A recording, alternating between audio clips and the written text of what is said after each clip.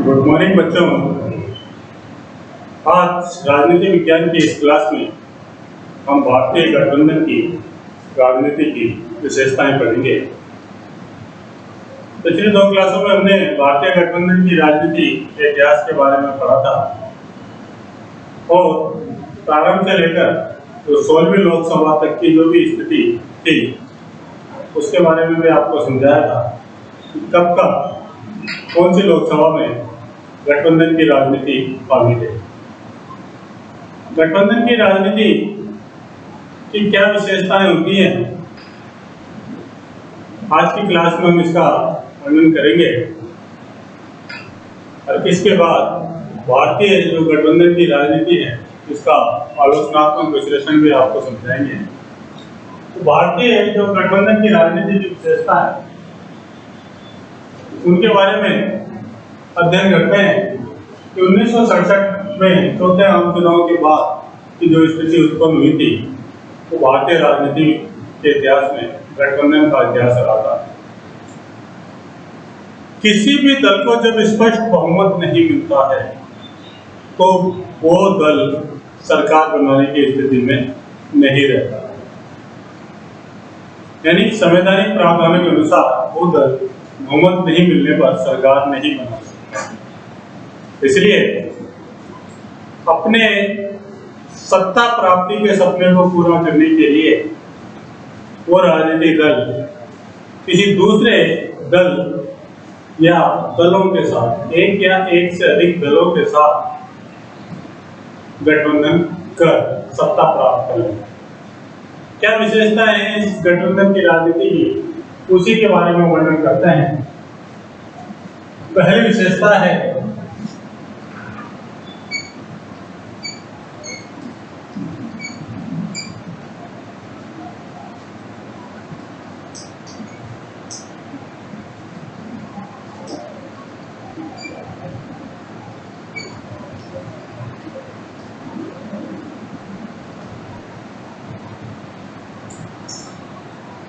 गठबंधन की राजनीति के तहत जो गठबंधन बनाए जाते हैं उस गठबंधन में तो गठबंधन दो या दो से अधिक दलों को राजनीतिक हितों की पूर्ति के लिए जब मिलाया जाता है तो उसको गठबंधन कहते हैं।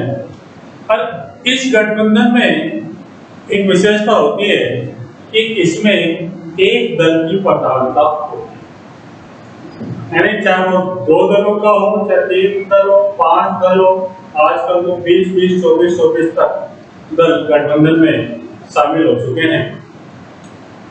तो ये कितने भी दलों का गठबंधन हो परंतु उसमें प्रधानता हमेशा एक ही दल की रहती है। जैसे फॉर एग्जांपल हम आपको बताते हैं, जैसे एनडीए है, राष्ट्रीय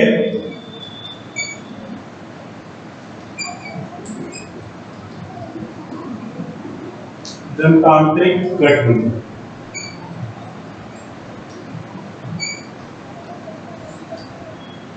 या यूपीए है, यूनाइटेड प्रोग्रेसिव अलायंस, संयुक्त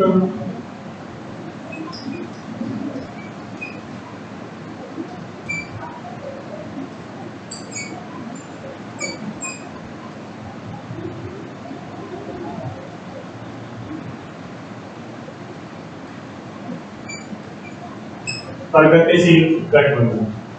वर्तमान में ये दो गठबंधन हैं जो काफी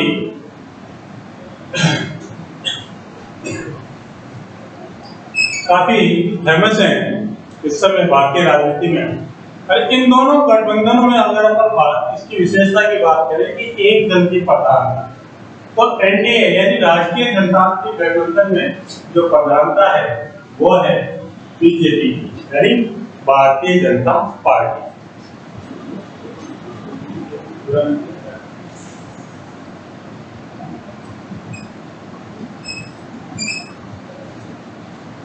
इसमें जो प्रधानता है एनडीए में वो प्रधानता है भारतीय जनता पार्टी। यहाँ पे यानी जो प्रधान दल है वो यही है।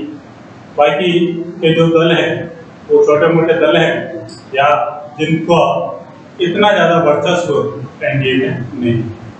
और यूपीए की बात करें तो यूपी में प्रधानता है कांग्रेस। ये कांग्रेस के नेतृत्व वाला गठबंधन है और यहाँ पर प्रधानता किसकी रही है? कांग्रेस की रही है। बाकी दलों की इतनी प्रधानता यहाँ पे नहीं। क्यों नहीं? क्योंकि जितने भी सहयोगी दल होते हैं वो उनकी भूमिका इतनी ज्यादा अच्छी नहीं रहती है इसको आगे बढ़ाने में, दल को आगे बढ़ाने में, या चुनाव के टाइम पे कहें कि उनके पास कितनी सीटें भी नहीं आती, या उनके जो सांसद होते हैं उनके सांसदों की संख्या भी कम होती है, इसलिए उन दोनों का महत्व थोड़ा कम रहता है। प्रधानता सिर्फ एक ही दल की रहती है। ये गठबंधन की राजनीति की एक विशेष साथी। अगली विशेषता के बारे में बात करते हैं।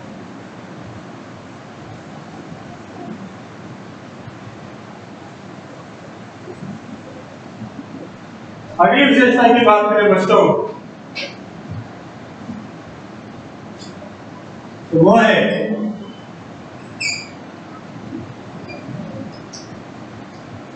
गठबंधन में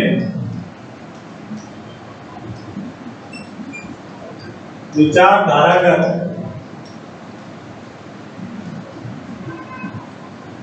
समानता का। विचारधारा की जहां तक समानता की बात है इन गठबंधन, जैसा कि मैंने आपको अभी शुरू में ही बताया था कि ये जो गठबंधन बनाए जाते हैं, ये गठबंधन बनाने का एकमात्र उद्देश्य रहता है सत्ता प्राप्त करना। भारत में बहुदलीय शासन व्यवस्था है और बहुत सारे दल हैं।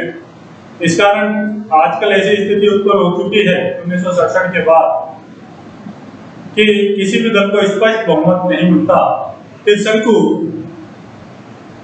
चुनाव परिणाम आते हैं, जिस कारण से गठबंधन बनाना आवश्यक हो जाता है, क्योंकि उनका राजनीतिक दलों का जो एकमात्र उद्देश्य रहता है सत्ता प्राप्त करना, वो सत्ता प्राप्त करने का उद्देश्य इससे इनका पूरा हो जाता है। और सत्ता प्राप्त करने के लिए गठबंधन को बना लेते हैं, लेकिन विचारधारागत जो समानता रहती है वो विचारधारा की जो समानता उन दलों में नहीं आ पाती। कि चुनाव से पहले जो राजनीतिक दल एक दूसरे के विरोधी रहते हैं और एक दूसरे की विचारधाराओं की जो काफी बुराई करते हैं, अवहेलना करते हैं, चुनाव के बाद वही राजनीतिक दल सत्ता प्राप्त करने के लिए एक हो जाते हैं।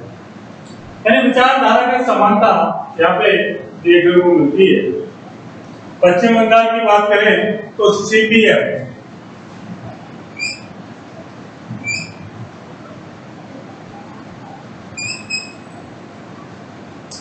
सीपीएम जो राजनीतिक दल है, कम्युनिस्ट पार्टी, मार्क्सवादी कम्युनिस्ट पार्टी,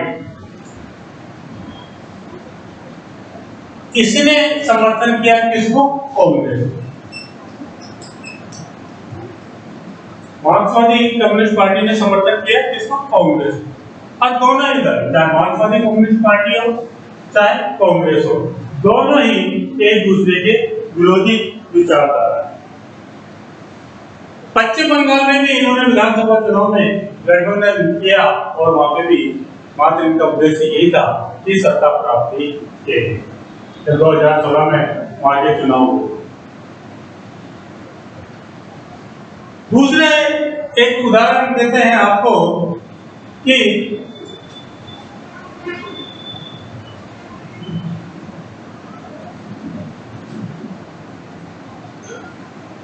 जयप्रकाश नारायण को आदर्श मानने वाली समता पार्टी, समता पार्टी का उदाहरण दे रहा हूं मैं आपको कि जयप्रकाश नारायण के जो विचारों पर चलने वाली जो समता पार्टी थी, उसके विचार कहीं भी कांग्रेस की नीतियों से मेल नहीं खाते थे और उसने गठबंधन किया कांग्रेस के साथ। और जयप्रकाश नारायण के विचार यार आप शुरू से ही जानते हैं कि जयप्रकाश नारायण के विचार कांग्रेस से कभी मेल नहीं था। जेपी और कांग्रेस के बीच हमेशा विचारगत संबंध का अभाव रहता है। लेकिन वही ये बिहार का उदाहरण मैंने आपको दिया है कि सत्ता प्राप्ति के लिए इन्होंने वहां पर भी गठबंधन किया। यानी गठबंधनों का जो आधार हम कहें, वो आधार विचारधारा नहीं है। वो आधार क्या है? विचारधारा नहीं है, वो आधार है सत्ता को प्राप्त करना। सिर्फ सत्ता प्राप्त करना उनका उद्देश्य रह जाता है। अगली विशेषता की बात करें,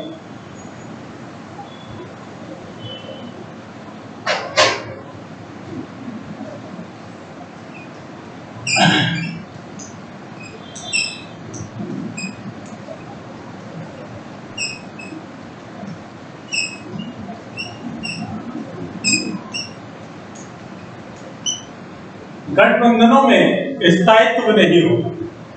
ये गठबंधन होते हैं, ये गठबंधन कभी स्थायी नहीं होते। आज एक दल के साथ गठबंधन कर लिया, उसको तोड़ के भविष्य में दूसरे दल के साथ गठबंधन कर लिया। पश्चिम बंगाल की बात करें तो तृणमूल कांग्रेस ने एनडीए को छोड़ दिया। यानी एक समय के हिसाब से, परिस्थितियों के हिसाब से गठबंधन बनाए जाते हैं और उनमें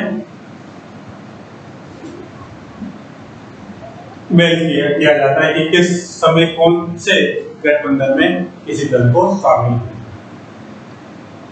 है। विशेषता की इसकी बात करते हैं कि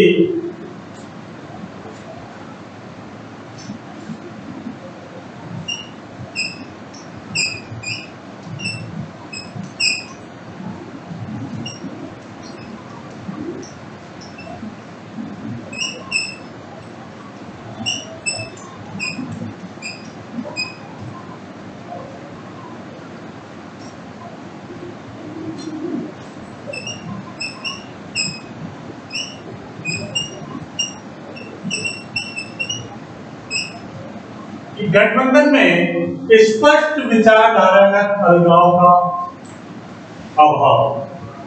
ये जो गठबंधन है, इसमें स्पष्ट विचारधारा का अलगाव का अभाव रहता है कि अगर हम बात करें, जो भी पहले भी लिखे थे, राष्ट्रीय जनतांत्रिक गठबंधन, या बात करें हम यूपीए की, यूनाइटेड प्रोग्रेसिव अलायंस की बात करते हैं अगर अपन, तो उसमें जो विचारधारा है वो विचारधारा एक दूसरे दल की मेल नहीं खाती। तीसरा गठबंधन की भी अगर अपन बात करें, संयुक्त मोर्चा, जिनकी विचारधारा पूरी तरह से वामपंथी है, और वो जो कहते हैं कि वामपंथी, जो संयुक्त मोर्चा वाले कहते हैं कि कांग्रेस और बीजेपी दोनों पूंजीवादी व्यवस्था को समर्थन करने वाली पार्टियां हैं। कि दोनों पूंजीवादी पार्टियां या पूंजीवादी व्यवस्था को समर्थन करने वाली पार्टियां हैं। लेकिन उसी संयुक्त मोर्चे ने, उसी वामपंथी विचारधारा ने यूपीए सरकार को बाहर से समर्थन दिया। यानी इससे क्या कि विचारधारा का अलगाव का अभाव रहता है कि आपकी दूसरे दल से विचारधारा मेल नहीं खाती है तो आप उसके पास ही नहीं रहेंगे। लेकिन एक लालच, जिसको कहते हैं सत्ता प्राप्ति का लालच, वो लालच वहां जाने के उनको मजबूर करता है। इसके बाद बात करें अगली विशेषता की, जो है निषेधात्मक आधार पर गठित राजनीतिक गठबंधन।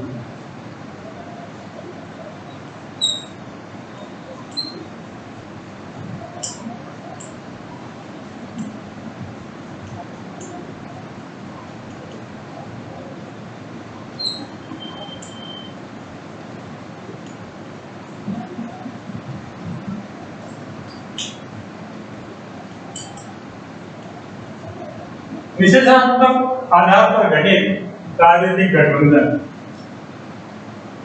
कि कई बार ये जो कुछ इनके आधार भी चेंज होते हैं। कि अगर अपन बात करें 15वीं लोकसभा से पहले के, उसमें अधिकतर स्थिति ये थी कि जो गठबंधन बनाए जाते थे वो गठबंधन ये इस आधार पर बनाए जाते थे कि कांग्रेस को सत्ता से बाहर रखना। और कांग्रेस को सत्ता से बाहर रखने के लिए ही 1977 में जो जनता पार्टी अस्तित्व में आई थी वो भी एक तरह का गठबंधन ही थी। उन्होंने कांग्रेस को सत्ता से बाहर रखने के लिए ही 5-6 दलों ने मिलकर गठबंधन किया। यानी वहां से शुरुआत हुई थी कि कांग्रेस को सत्ता से बाहर रखना, यानी निषेधात्मक आधार पर गठित राजनीति, यानी अपने आधार पर कि कब एक नेगेटिव थिंकिंग लेके, नेगेटिव सोच लेके कि गठबंधन क्यों कर रहे हैं, अपने को सत्ता प्राप्त नहीं करनी, हमको सत्ता मिले चाहे नहीं मिले, वो पॉइंट है कि उस दल को सत्ता नहीं मिलनी चाहिए। और अगर वर्तमान की बात करें तो जनता दल, समाजवादी पार्टी, बहुजन समाज पार्टी हुई, समता पार्टी हुई, ये पार्टियां ऐसी है जो इस आधार पर गठबंधन कर रही है कि एनडीए या भारतीय जनता पार्टी को सत्ता से बाहर रखना। दोनों में चेंज हुआ कि पहले की स्थिति क्या थी कि कांग्रेस को सत्ता से बाहर रखना है, और अब स्थिति क्या थी कि बीजेपी को सत्ता से बाहर रखना। नेक्स्ट बात करते हैं दल बदल की प्रवृत्ति।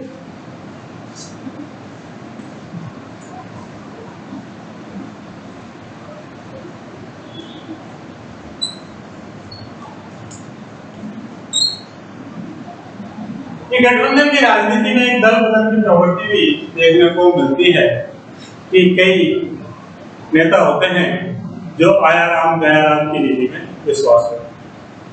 उनको लगता है कि ये राजनीतिक सत्ता में आ गया, रोज चुनाव जीत गए, उन्होंने किसी दूसरे दल बदल क्या होता है, पहले आपको इसके बारे में थोड़ा क्लियर कर देते हैं कि आप किसी एक पार्टी से अगर चुनाव लड़ते हैं, यानी किसी व्यक्ति ने एक पार्टी के झंडे तले, बैनर तले चुनाव लड़ा और वो चुनाव जीत भी गए, उस पार्टी से चुनाव जीत भी गया, लेकिन वो पार्टी, उनकी पार्टी सत्ता में नहीं आई, बहुमत नहीं हुई, तो जो व्यक्ति चुनाव जीता तो उसके मन में क्या मेंटेलिटी चलती है, चुनाव जीतने से क्या होगा, अपनी पार्टी सत्ता में आएगी, मंत्री पद मिलेगा ही।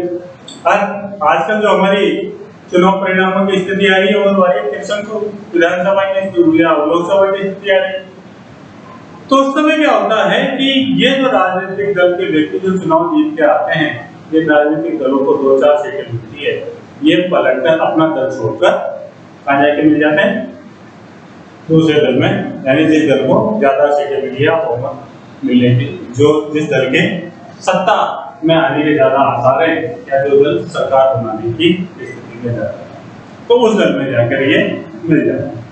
यानी इससे गठबंधन की राजनीति से दल बदल की प्रवृत्ति को भी बढ़ावा मिला है, और यही कारण है कि इसमें जो शासन में सभी दल बदल की प्रवृत्ति के कारण शासन में स्थायित्व का खतरा ज्यादा यहाँ पे उत्पन्न हो। इसके बाद की बच्चों बात करें अगली विशेषता की कि दबाव की राजनीति।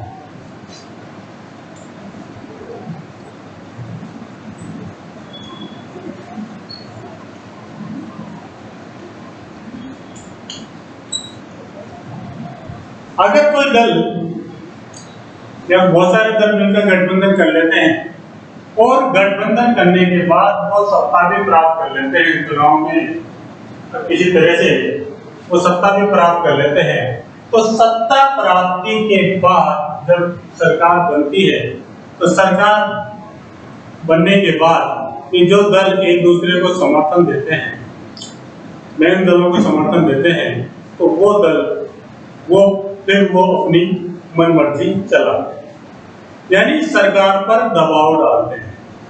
गठबंधन की राजनीति की एक ये भी विशेषता है कि जहां पहले मंत्रिपरिषद में प्रधानमंत्री सर्वोच्च होता था, उसका निर्णय अंतिम और सर्वमान्य होता था, वहीं गठबंधन के बाद प्रधानमंत्री दबाव में आकर कार्य करने लगे।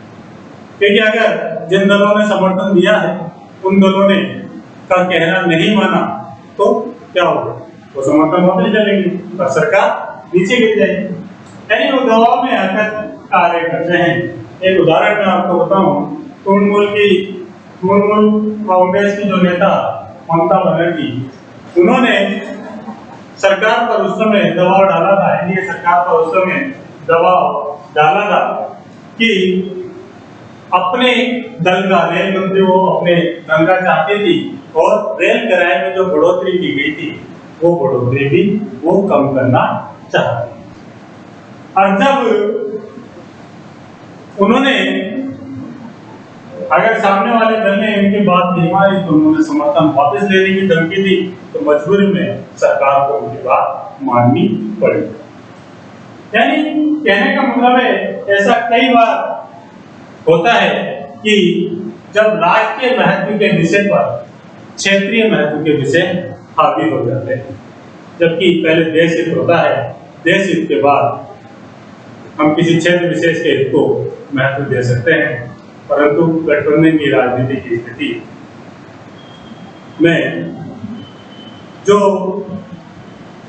दल शामिल होते हैं, खास करके ये वो दल होते हैं जो क्षेत्रीय दल होते हैं, जिनकी क्षेत्रीय राजनीति में काफी अच्छी पकड़ रहती है, इसलिए ये अपने क्षेत्र को ही विशेष महत्व देते हैं, अपने क्षेत्र को ही प्रधानता देते हैं और अपने क्षेत्र से संबंधित कार्य कराने के लिए ये देश हित को भी पीछे छोड़ दो।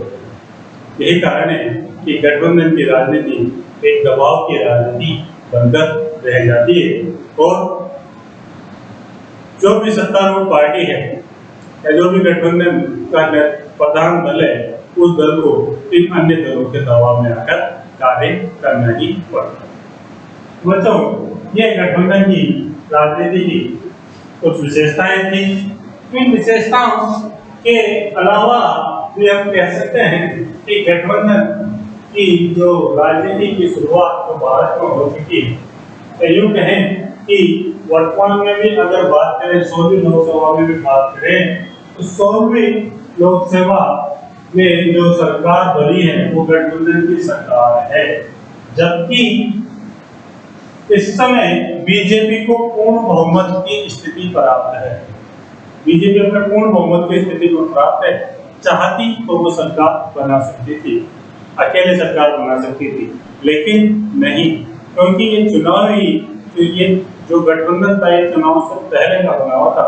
ये चुनाव उन्होंने गठबंधन के रूप में लड़ा था और एक बार तो सत्ता प्राप्त करनी है नहीं, भविष्य में भी सत्ता में बने रहना है, इसलिए किसी अन्य दल को नाराज करने की स्थिति में ये नहीं रहते, चाहे वर्तमान में इनके पास पूर्ण बहुमत हो।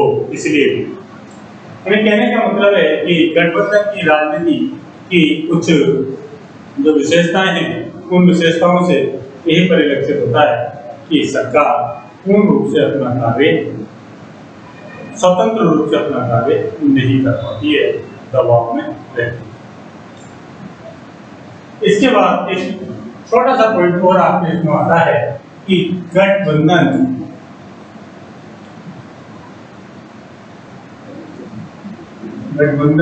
की सरकारों के बनने के कारण गठबंधन की सरकार है, उन गठबंधन की सरकार के बनने के क्या कारण हैं, किन कारणों से ये सरकार बनती है। जैसे कि सबसे पहले हमने आपको संवैधानिक प्रावधान में बताए थे कि भारत में बहुमत पर आधारित शासन, पहले आओ पहले पाओ पर, यानी इसमें पहले नहीं आना है, पहले नंबर पर नहीं आना है, बल्कि दूसरे दलों से ज्यादा सीटें हासिल करनी है, एक निश्चित बहुमत प्राप्त करना, निश्चित बहुमत आधे से एक जगह वो बहुमत प्राप्त करना होगा। लेकिन स्थिति तब बिगड़ती है अगर किसी दल को स्पष्ट बहुमत नहीं मिलता। अगर किसी दल को स्पष्ट बहुमत नहीं मिलता है तो वो दल सरकार बनाने की स्थिति में नहीं होता। यानी किसी भी दल को अगर स्पष्ट बहुमत नहीं मिला तो वो दल सरकार बनाने की स्थिति में नहीं। तब क्या करेगा? वो दल दूसरे दलों के साथ गठबंधन करेगा। और वर्तमान की अगर बात करें तो वर्तमान में जो बहुदलीय शासन प्रणाली है और इतने सारे राजनीतिक दल भारत में हैं, खास करके जो क्षेत्रीय दल हैं, क्षेत्रीय आधार पर उनकी पकड़ मजबूत है, तो इस कारण से किसी भी दल को स्पष्ट बहुमत मिलने के जो चांसेस होते हैं वो बहुत कम है। और जब स्पष्ट बहुमत नहीं मिलता तो सरकार भी नहीं बना सकते। और स्पष्ट बहुमत के आधार पर जब वो सरकार नहीं बना सकते तो उनका एक सपना अधूरा रह जाता है। इसलिए सत्ता प्राप्ति के अपने सपने को या सत्ता प्राप्ति के अपने लालच को पूरा करने के लिए ये राजनीतिक दल दूसरे दलों के साथ गठबंधन कर लेते हैं। कई बार तो इस गठबंधित जो दलों की जो संख्या है, ये संख्या 20 से 24 तक भी पहुंच जाती है। ऐसा ही है कि हमेशा, जैसा मैंने अभी आपको बताया कि बहुमत प्राप्त नहीं। 16वीं लोकसभा में मैंने आपको उदाहरण दिया कि 16वीं लोकसभा के चुनाव में बीजेपी को स्पष्ट बहुमत था, लेकिन फिर भी उसने जो सरकार बनाई वो गठबंधन की सरकार बनाई। कारण कि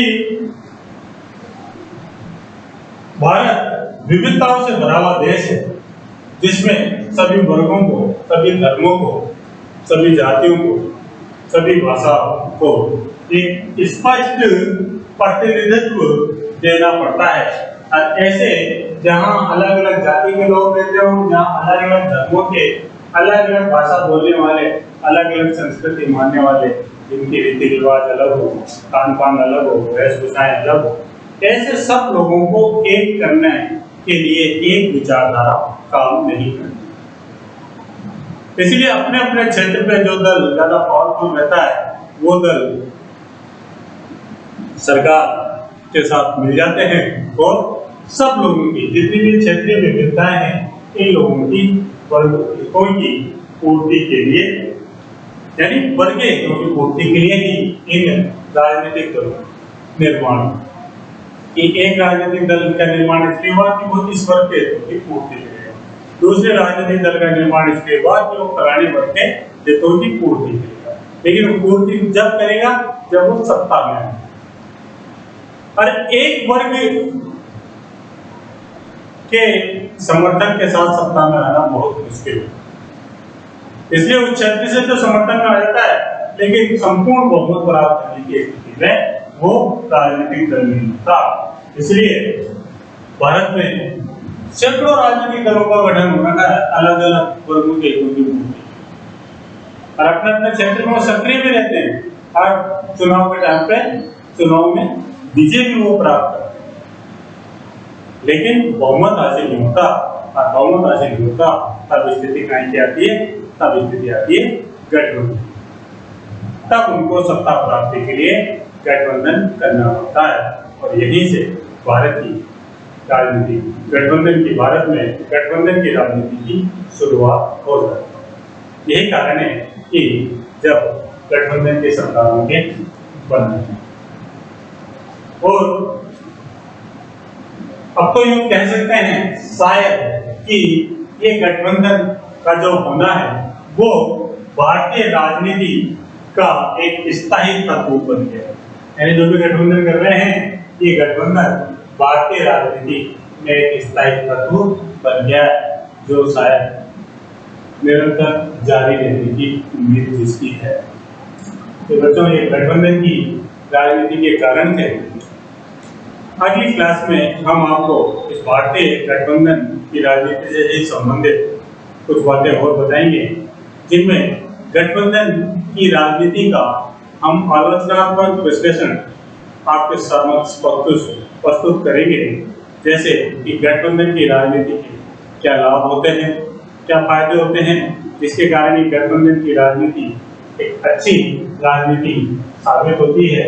और दूसरा, हम इस गठबंधन की जो राजनीति है, इस राजनीति का नकारात्मक पक्ष भी आपके सामने रखेंगे कि गठबंधन की राजनीति में क्या क्या दोष होते हैं। उन दोषों का भी अध्ययन करेंगे, फिर दोनों का तुलनात्मक अध्ययन भी करेंगे कि गठबंधन की राजनीति वास्तव में हमारे देश के लिए सही है या अच्छी स्थिति में नहीं है, इसी बात का अध्ययन करेंगे। आज की क्लास से संबंधित अगर आपकी कोई क्वेरीज हो, कोई समस्याएं हो, तो निश्चित रूप से आप हमको फोन पर और व्हाट्सएप के माध्यम से संपर्क कर सकते हैं। हम अपना पूर्ण प्रयास करेंगे कि आपके सभी प्रश्नों का हम उत्तर दे सकें, आपकी सभी समस्याओं का हम समाधान कर सकें। धन्यवाद।